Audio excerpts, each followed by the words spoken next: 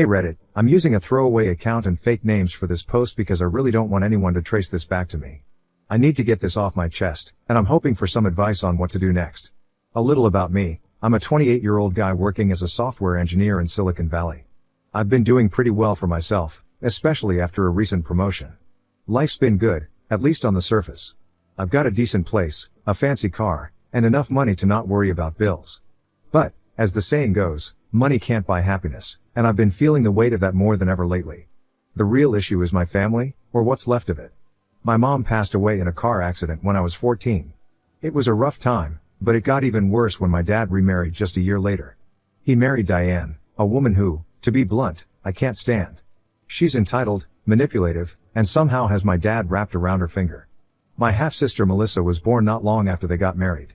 She's 12 now, and honestly, she's the only person in that household I care about. Diane does her best to keep Melissa away from me, but Melissa's stubborn and we've managed to stay close despite her mother's best efforts. Growing up, I always felt like an outsider. My dad and Diane made it clear that their new life didn't really have a place for me, but I tried to stay connected. I was always there when they needed something, trying to be a good son even though it often felt like a one-way street. A few weeks ago, I was having a pretty normal day at work, code reviews, a couple of meetings, and some brainstorming with the team. I'm pretty heads down when I'm working, so when my phone started buzzing on my desk, I almost ignored it. But then I saw it was my dad calling. It's rare for him to call, especially during the day, so I picked up, thinking something might be wrong. To my surprise, he wasn't calling with bad news. He asked if I could help them move to their new house. They were finally upgrading to a bigger place, which I knew Diane had been pushing for forever. At first, I was actually excited. I thought maybe this could be a chance to finally connect with my dad, to show him I'm still here and willing to help. But there was this nagging feeling in the back of my mind, a reminder of all the times I'd been disappointed before. I decided to take some time off work to help them out. I had a pretty important project going on, but I figured family comes first, right? I went out and bought new tools, ropes, and all the stuff I thought might come in handy for the move. I even picked up some heavy-duty gloves to protect my hands. As I was preparing, I thought maybe we'd bond over the shared work, or at least have a decent conversation for once. I overheard some colleagues talking about their close relationships with their parents, how they'd spend weekends together or help each other out with home projects. And I wanted to make this work with my dad. I thought, maybe this time, things will be different. I arrived at their old house early on moving day, ready to get started. Hoping to impress my dad and maybe even get a thank you. But as soon as I walked in, Dad and Diane barely acknowledged me. Diane was already barking orders at the movers they'd hired, and Dad just gave me a nod before going back to whatever he was doing. The old house was a two-story place that had seen better days. It wasn't huge, but it held a lot of memories for me, most of which they'd probably forgotten. I started working, lifting heavy furniture and packing up boxes while Dad and Diane mostly stood around, supervising. I overheard Diane complimenting the hired movers for their professionalism, completely ignoring the fact that I was sweating bullets, doing just as much work, if not more. At one point, Diane accidentally knocked over a photo frame that held a picture of me as a kid. The glass shattered all over the floor. Instead of apologizing, she just shrugged and said something like, "Well, that's old and it was going to go in the trash anyway." My dad didn't even react. He didn't stand up for me, didn't say anything. It was like the photo, and by extension, I didn't matter. To make matters worse, Melissa wasn't even around.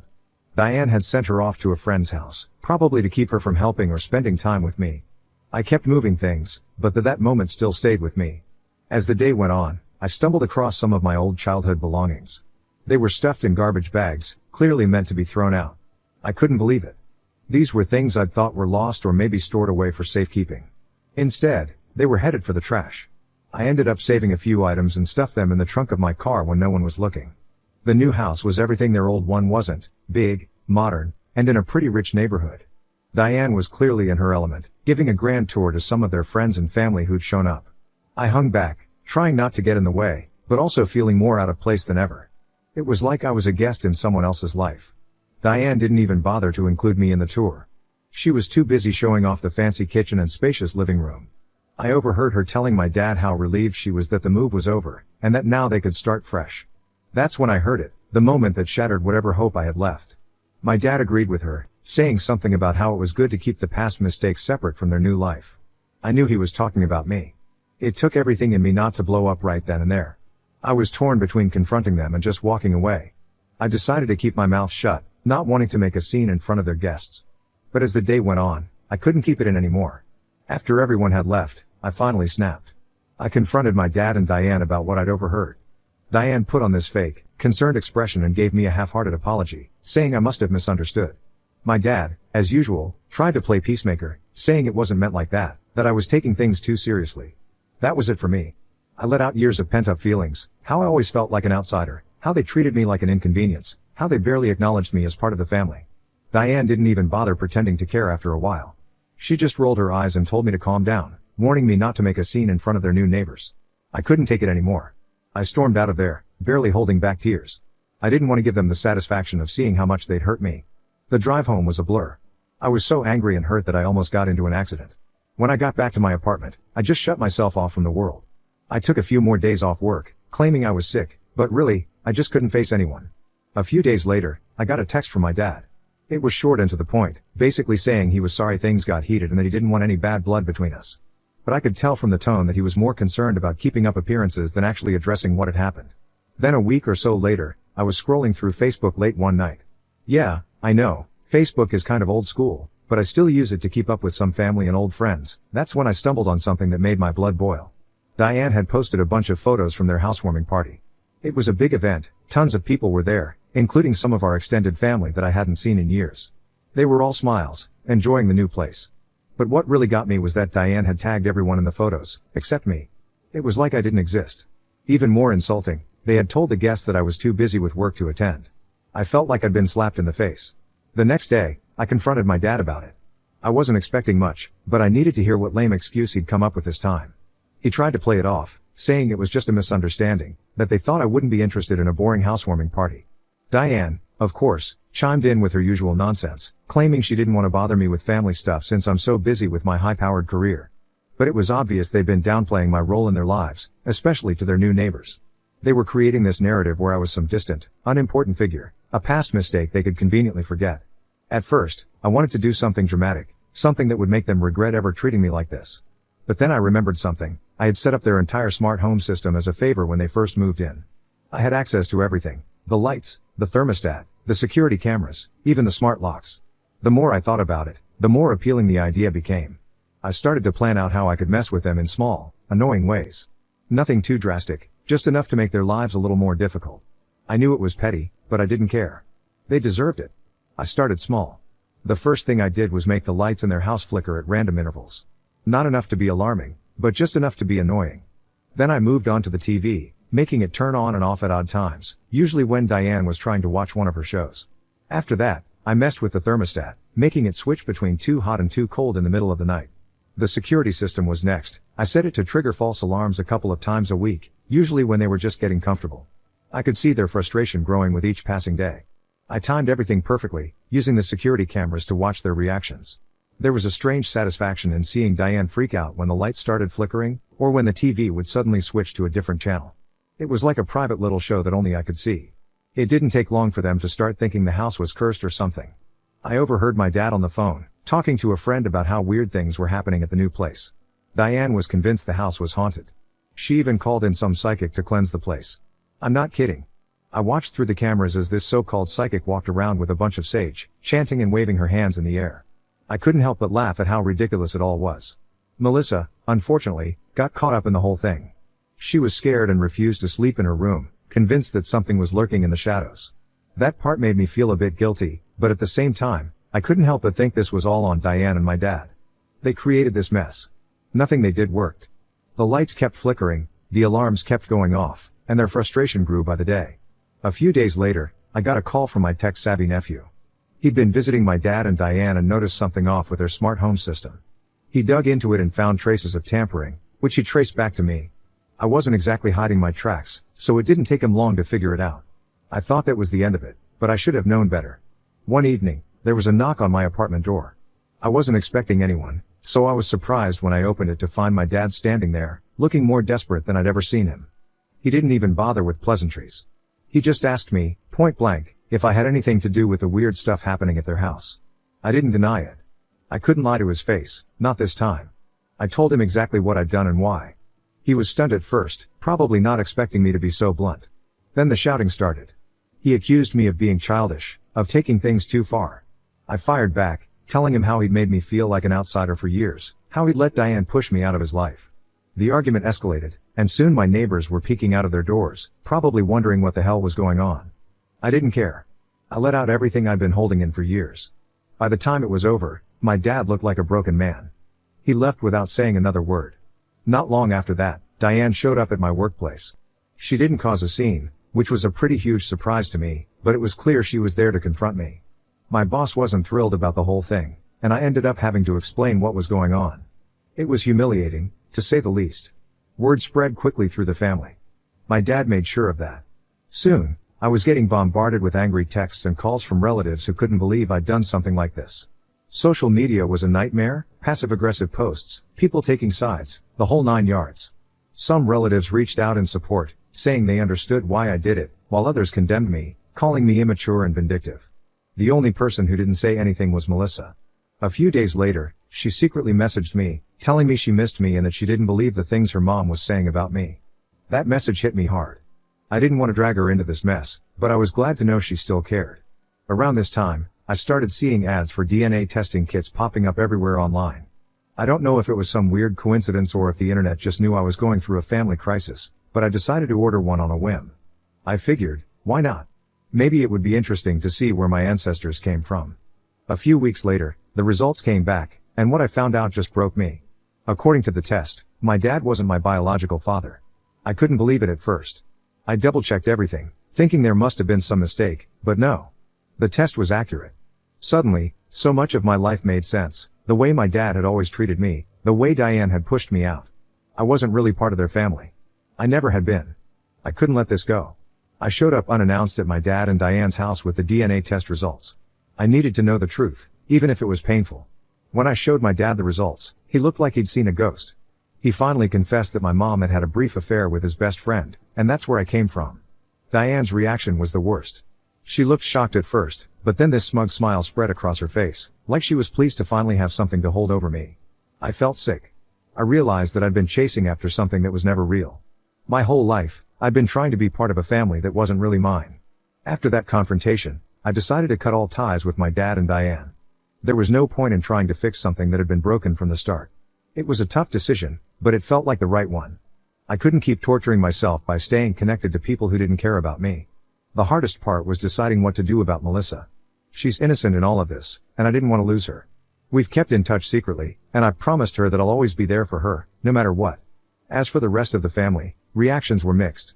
Some were supportive, others were furious, and some just stayed out of it altogether. I can't say I blame them.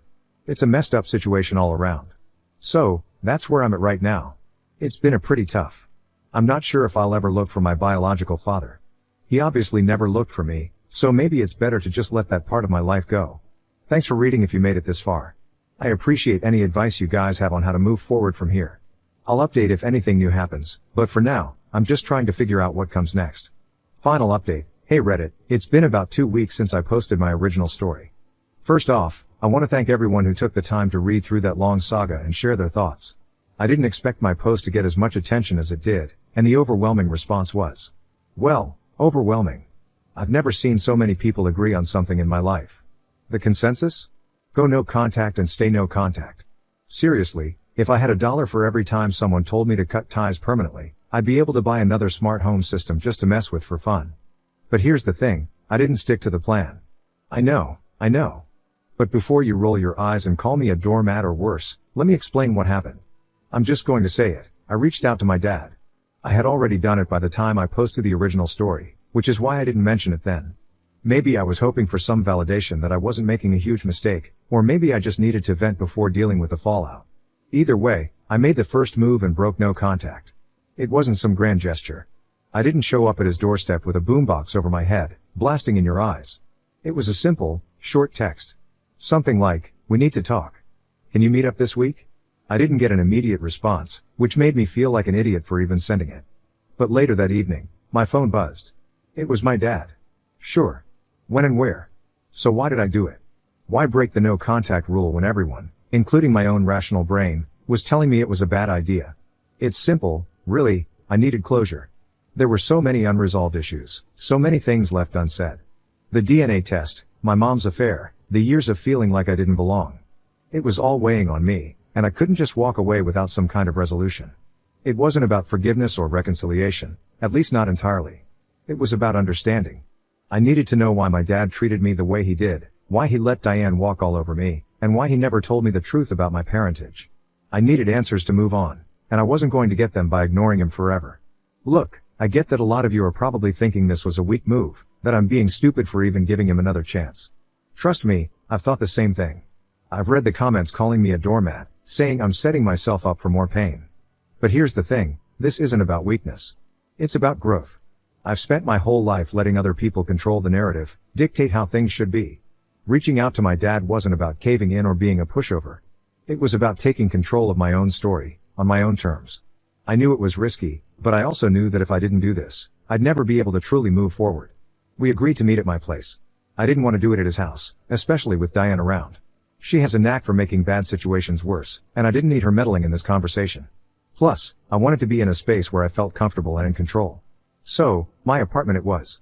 In the days leading up to the meeting, I was a mess. I kept running different scenarios in my head, trying to predict how things would go. Would he be defensive? Apologetic? Would he even show up? I didn't know what to expect, and the uncertainty was driving me crazy.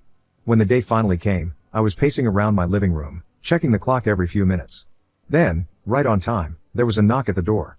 There he was, standing awkwardly in the hallway, looking a bit older and more worn out than I remembered. It had only been a few weeks since we last saw each other, but it felt like years. We exchanged a stiff, awkward greeting, no hug, no handshake, just a mumbled hey from both of us.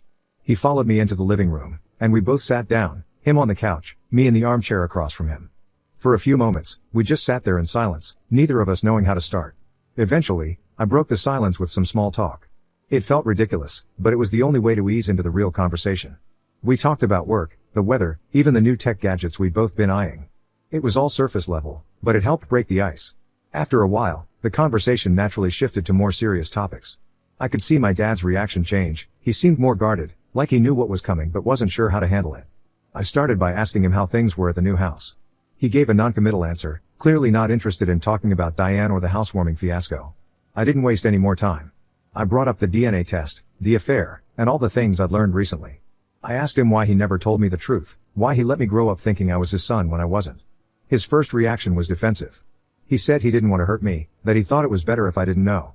He admitted he wasn't sure how to handle the situation after my mom passed away, and by the time he remarried, it just seemed easier to let things be. He apologized, but it felt half-hearted, like he was saying it because he knew he should, not because he actually felt it. I pushed him on it, asking about specific incidents from my childhood, times when he seemed distant or when he let Diane treat me like an outsider. He claimed he hadn't realized how bad things were, that he was too caught up in his own grief and trying to build a new life to see what was happening. At one point, he got emotional, talking about how much he struggled after my mom died even after she cheated on him, how he wasn't equipped to handle being a single parent, much less of a child that wasn't his own. He said he'd always loved me, but that he didn't know how to show it properly. It was a lot to take in, and I could tell he was struggling to express himself. I brought up Diane, how she'd manipulated him, how she'd treated me like a nuisance. He didn't deny it, but he also didn't fully acknowledge the extent of it. He said she was just trying to do her best and that she had her own way of dealing with things. I could tell he was still in denial about how toxic she'd been, and that was frustrating. I tried to explain how much her actions had hurt me, how they'd made me feel like I wasn't really part of the family. He listened, but I'm not sure he fully understood. I think he wanted to believe that Diane's intentions were good, even if her actions weren't. It was clear he was still in a tough spot, confused between defending his wife and acknowledging my pain. After we talked about the past as much as we could, the conversation turned to the future. I asked him what he wanted going forward, if he even saw a place for me in his life. He said he did, but I made it clear that things would have to be different. I told him I needed boundaries. Diane couldn't be part of our interactions, at least for now. I couldn't handle more of her manipulative behavior. He agreed, though I could tell it wasn't easy for him. We talked about setting up regular times to meet, just the two of us, to start rebuilding our relationship. It was hard, but it was a start. I wasn't ready to dive back in completely, but I also wasn't ready to walk away for good. As the conversation slowed down, we both seemed exhausted, emotionally drained from everything we'd just gone through. There wasn't much left to say, so we wrapped it up. We stood up awkwardly, and for a moment, in the end, we settled for a stiff, awkward hug, one of those half-hearted hugs where neither person really knows what to do. At least it was something. He left after that, and closed the door behind him. I sat down on the couch and tried to process everything. I decided that for now, I'd maintain limited, controlled contact. I wasn't going to jump back into things full force, but I wasn't going to cut him out completely either. It was a compromise, one that I hoped would give me the space I needed to heal while still keeping the door open for a possible future relationship. I know some of you might still think I'm making a mistake, that I'm setting myself up for more pain. And maybe you're right. But this was something I needed to do for myself. I needed to face my dad and confront the issues that have been haunting me for years. It wasn't easy, and it didn't magically fix everything, but it was a step forward.